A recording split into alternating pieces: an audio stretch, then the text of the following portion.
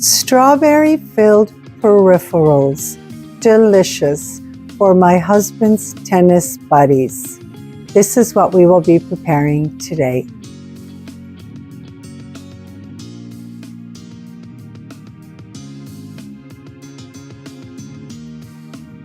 Ciao everybody, Caterina here. Welcome to my kitchen. My sweetheart has invited his tennis buddies over for a summertime dinner. My honey asked me if I would prepare my strawberry-filled peripherals. Absolutely. Really simple to prepare. Now let's get started.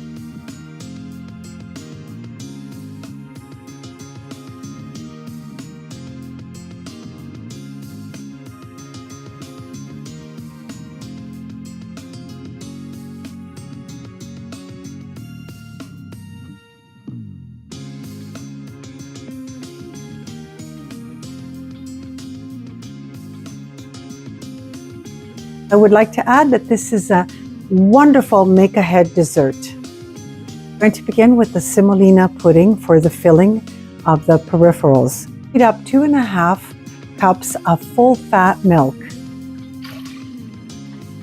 The milk, add 1/2 cup of granulated sugar, and we're going to let it heat up. The sugar to dissolve in the milk. The milk has reached a boiling point. We're going to allow it to continue to boil for no longer than 2 minutes.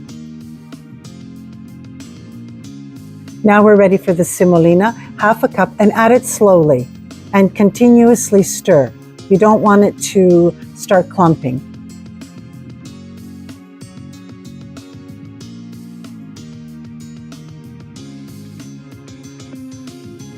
Continue stirring vigorously.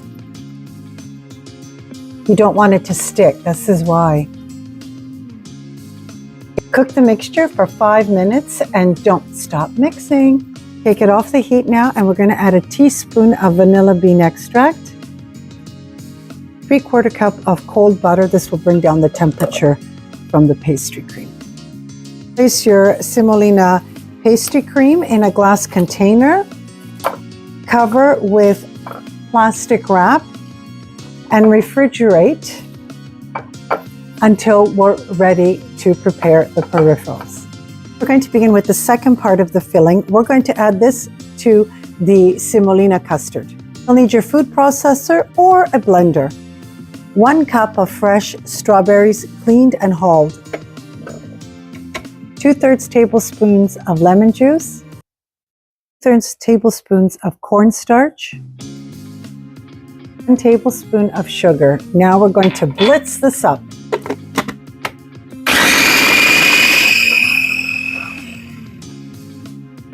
Half a cup of dried strawberries. I rehydrated these by adding a cup of hot water, and I let them soak for about 5 minutes. Remove the water and pat them dry. Chop them up as tiny as possible because we have to get this through a pastry bag.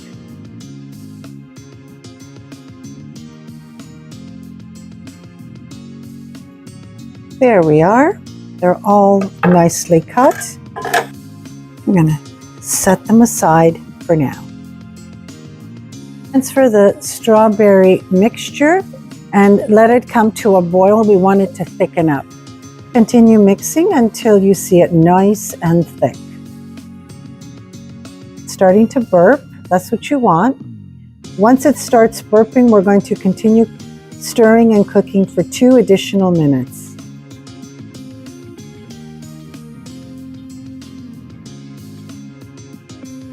That would be a really good time to add the dried strawberries. So fragrant. Turn the stove off and allow it to cool for at least 5 minutes. Our strawberry mixture is ready. We're going to add the strawberry mixture to the semolina custard.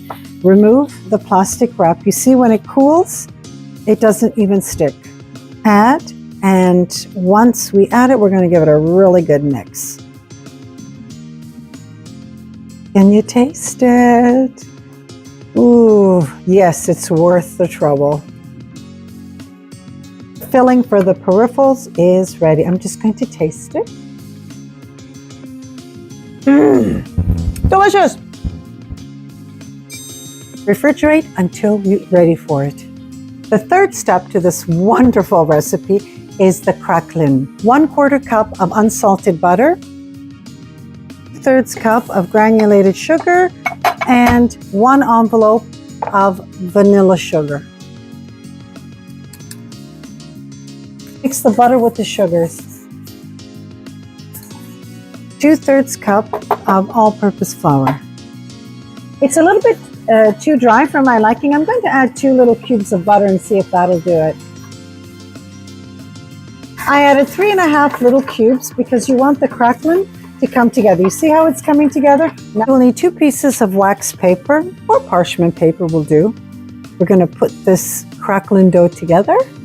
Place the ball in the center between the 2 pieces of wax paper, and we're going to roll it out as thin as possible.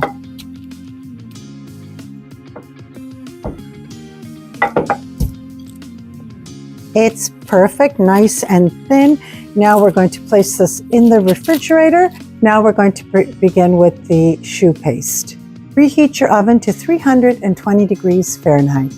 Set your stove to medium-high. 100 milliliters of water and 100 milliliters of milk. The milk, 1/2 cup of butter. We're going to allow the butter to melt. A generous pinch of kosher salt.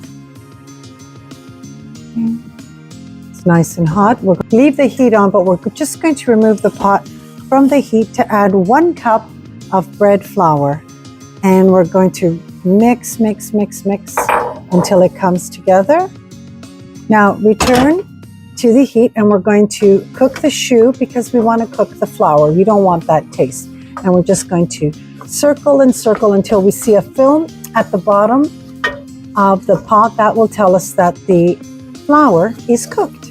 You see, now that you see the film, we're going to count to 60 and we know that it's ready. This is really, really hot. We're going to transfer it to the mixer, and we're going to give it a little bit of a beating so that it will cool down. You don't want to add the eggs now because you'll end up with scrambled eggs. We're just going to let it cool for a few minutes.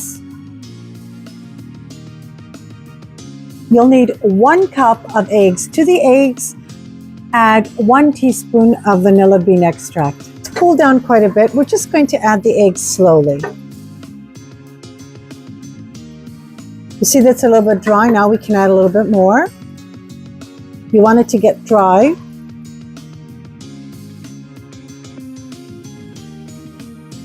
Dry again a little bit. Now we're going to add the rest and just let it do its thing. Okay, now choux paste is ready. I'm just preparing the crackling because we will need it for the choux paste. 2.5-inch ring.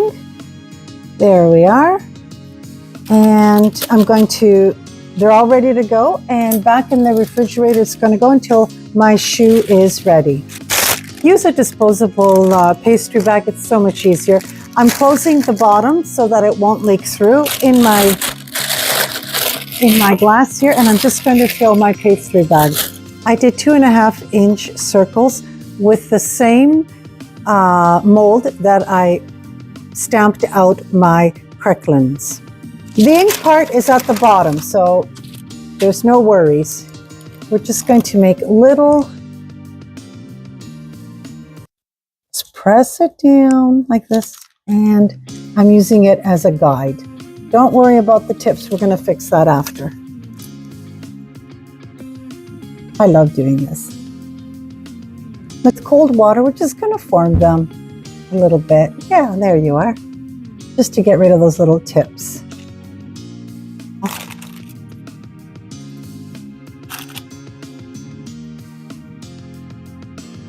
My oven is preheated beautifully.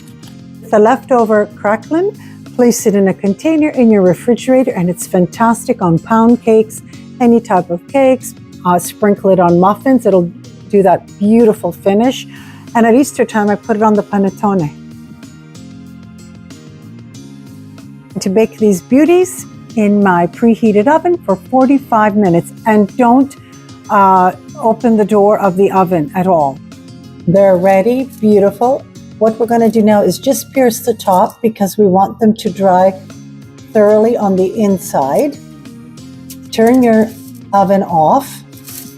Put them back in the oven. Place a wooden spoon and allow them to room temperature, approximately an hour. My pastries turned out fabulous, and I'm going to say it, if you could only smell my kitchen.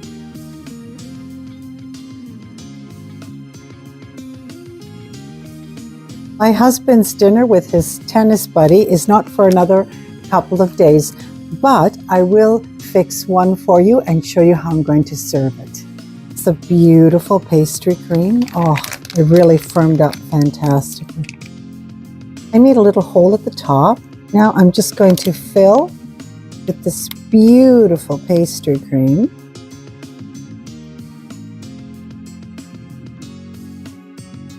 Little bit on top. How pretty is that? Fresh chopped strawberries on top. Now you tell me if my husband's tennis friends are not going to love this.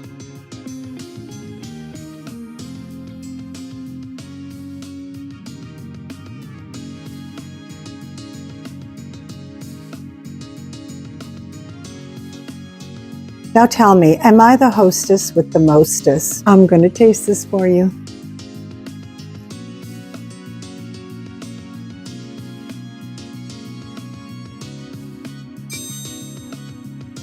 Delicious. I received this recipe in France, so we're going to say délicieux. Absolutely spectacular dessert. Now stay tuned and let's see what my husband's friends say about this dessert. Ok, adesso sto provando questo delizioso dolce.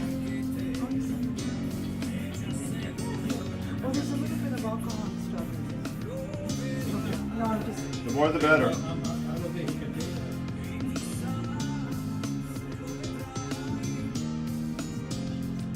Fantastico. Yeah, I know. Crema di fragole. Okay, dille. Crema di fragole, fantastico. Fantastico. Should my subscribers make this? Should they make it? Of course. Of course. Thank you so much for joining me today, and it's Caterina from my home to yours. Don't forget to hit your like button, and if you haven't already done so, subscribe to my channel and share my recipes. Ciao. Stay tuned.